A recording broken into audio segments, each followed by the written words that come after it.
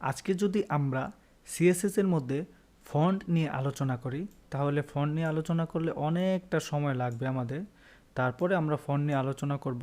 এর কারণ হচ্ছে ফন্ট হচ্ছে খুবই গুরুত্বপূর্ণ একটা জিনিস একটা ওয়েবসাইট তৈরি করতে গেলে।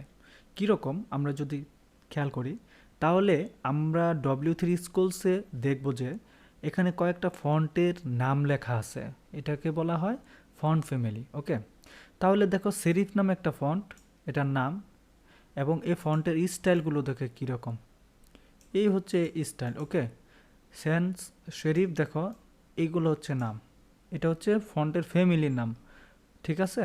মনো স্পেস দেখো, এটা কি কি, এগুলো হচ্ছে ফন্টের নাম। ওকে, আচ্ছা, পরে দেখো কার্সিভ, হ্যান্ড রাইটিংয়ের মতো দেখতে, ফ্যান্টাসি, এগুলো আছে। তো এইভাবে আরও অনেক ফন্ট ফ্যামিলি আছে। তো ওয়েবসাইট যখন আমরা তৈরি করি আমাদের কোড এডিটরের ভিতরে এবং আমাদের যেই HTML আছে HTML এর ভিতরে বাই ডিফল্ট একটা ফন্ট ফ্যামিলি দেওয়া আছে, অনেকগুলো ফন্ট ফ্যামিলি। তো সেগুলো নিয়ে আমরা তো অবশ্যই আলোচনা করব। তাহলে দেখো, আমরা সরাসরি আমাদের ওয়েবসাইটের ভিতরে চলে যাই, দেন আমাদের প্রজেক্টটাকে নিয়ে আসলাম।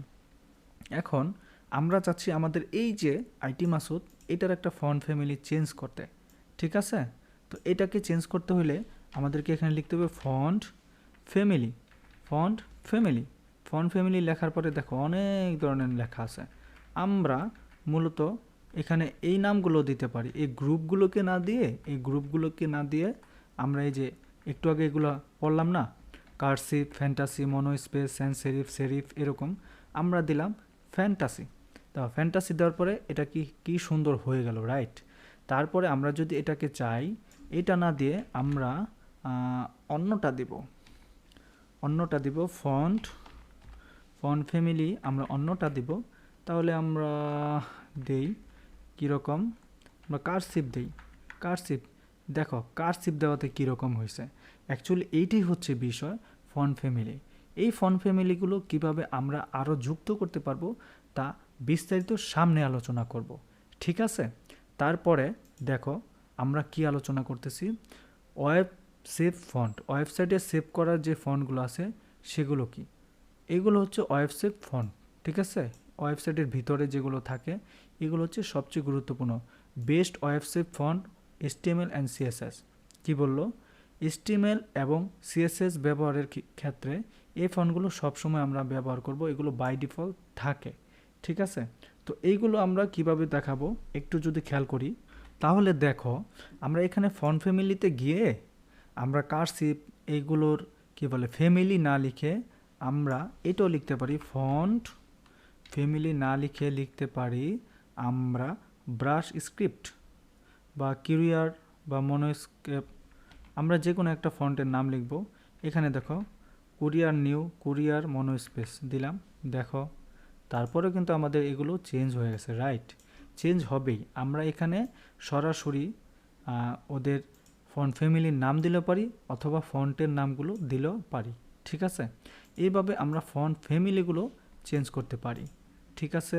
আচ্ছা, এখন আমরা আবার যদি দেখি তাহলে দেখো কি দেখায়, পরবর্তীতে অ্যারিয়াল, শেপড, এরকম দেখছো এক্সাম্পল, বার্ডেনা, সেরিফ, এক একটা স্পেস এক এক ধরনের থাকে। দেখো এখানে আরেকটা ফন্ট আছে গর্জিও সেরিফ, এইটা আমরা শুধু ব্যবহার করতে পারি। এখন আমরা যদি মনে করি আমাদের ওয়েবসাইটে শুধু এই ফন্টটা ব্যবহার করব, ব্রাশ স্ক্রিপ্ট এমটি, তাহলে এটা কিভাবে, আমরা ফন্ট ফ্যামিলি যাব, ফন্ট ফ্যামিলি যাওয়ার পরে এইটা নিব, এটাকে জাস্ট কপি করে এখানে রাখলাম, দেখো আমাদের কি স্টাইলটা চেঞ্জ হয়ে গেছে না। এখন চেঞ্জ হয়েছে কিনা একটু যদি আবার খেয়াল করি, এটাকে এনে আমরা ধরো এটাকে করে দিলাম, দেখছো হয় নাই। কিন্তু কেন হয় নাই জানো, আমাদের এইটা ব্যবহার করা যাবে না, আমাদের ব্যবহার করতে হবে কার্সিভ। আমাদের কি ব্যবহার করতে হবে, অ্যাকচুয়ালি কার্সিভ, এখানে আসতে হবে কার্সিভ। দেখো আমরা যদি এখানে লিখি কার্সিভ ব্যবহার করলে লেখার স্টাইলটা চেঞ্জ হয়ে গেছে, ঠিক আছে। তো এইভাবেই তো চেঞ্জ করা যায়, তাই না। এখন যদি ফন্টের স্টাইলগুলো নিয়ে আলোচনা করি তাহলে দেখো ফন্ট স্টাইল দিলাম, তারপর অনেকগুলো অপশন এখানে আছে। ইটালিক একটু হেলে গেল, দেখো একটু হেলে গেল। পরে যদি আবার এটাকে আমরা কমেন্ট করলাম, পরেরটা দেখি ফন্ট স্টাইল, তারপরে নর্মাল তো বাই ডিফল্ট থাকে, এটা দিতে হবে না, অবলিক দেই, দেখো কীরকম হইলো। একই ইটালিক এবং অবলিক মোটামুটি একই কাছাকাছি, সৎবাইয়ের মতো। তো এই হচ্ছে অবস্থা। পরে যদি আবার দেখি আমরা স্টাইলে দেখব আমরা অনেক কিছু আছে।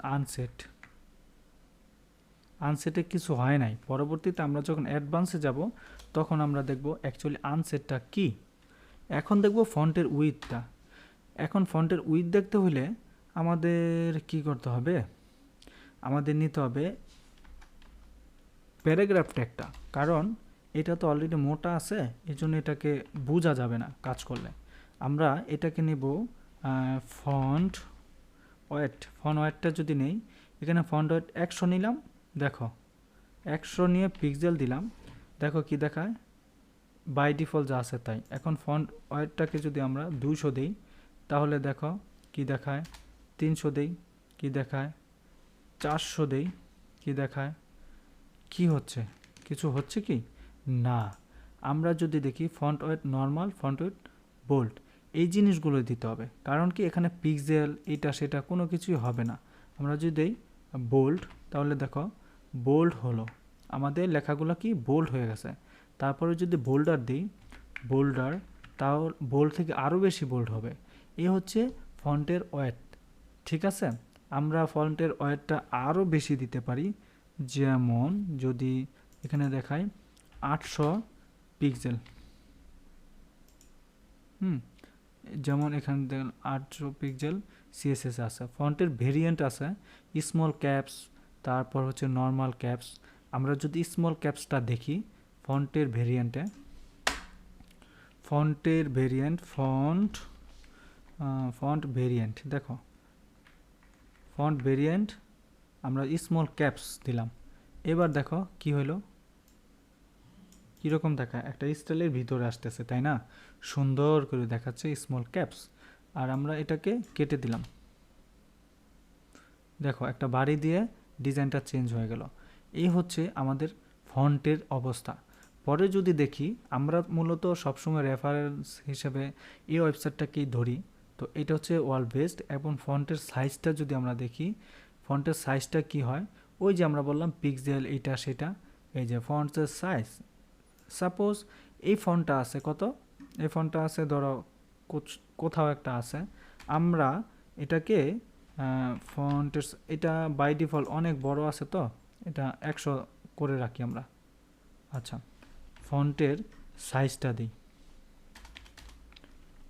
ফন্টের সাইজ দিলাম, সাইজ দিয়ে এখানে লার্জার, মিডিয়াম, স্মল অনেক ধরনের থাকতে পারে, বাট আমরা এগুলো না দিয়ে ফন্টের সাইজ দিলাম 40 পিক্সেল, দেখো অনেক বড় লাগছে। হ্যাঁ, তারপরে ফন্টের সাইজ দিতে পারি তোমার 10 পিক্সেল, তাহলে আরেকটু ছোট হবে, এর থেকে 20 পিক্সেল।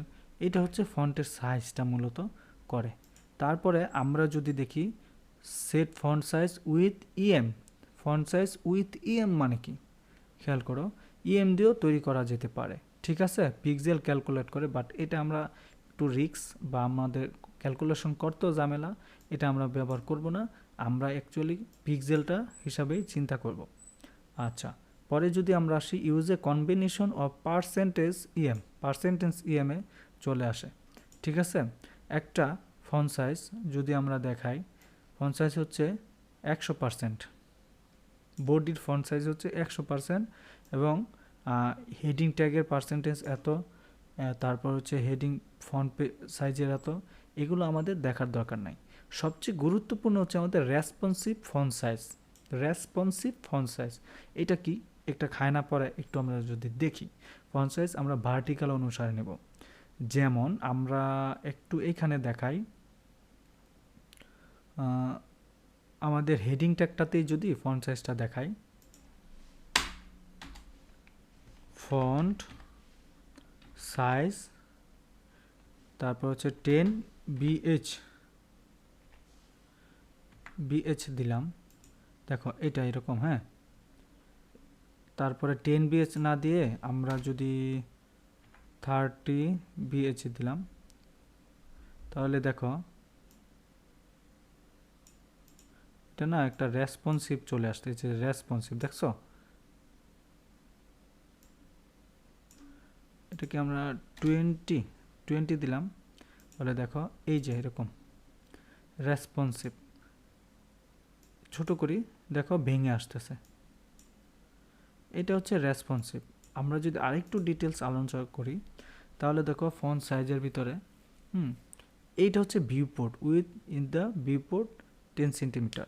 মানে হচ্ছে আমরা যখন ডিভাইস বাই ডিভাইস যাব, আমাদের লেখাগুলো ছোট হয়ে যাবে। ঠিক এটাকে আমরা বাদ দিয়ে যদি এখানে আমরা 5 BH দেই, ভার্টিক্যাল 5 দিলাম, 5 BH দিলাম, দেওয়ার পরে দেখো এগুলো বড় হয়ে গেছে, রাইট, ছোট, দেখো একটা স্টাইলের ভিতরে কিন্তু চলতেছে, তাই না? তো এইভাবে আমরা ফন্ট সাইজগুলো চেঞ্জ করতে পারি। পরে আমরা যদি দেখি গুগল ফন্ট কিভাবে নিয়ে আসে, বা অন্যান্য জায়গার ফন্ট, আমাদের প্রয়োজনীয় কিছু ফন্ট আমরা কিভাবে আমাদের ওয়েবসাইটে আনতে পারি, তো এইটা নিয়ে আমরা ইন ডিটেলসে পরে আলোচনা করব।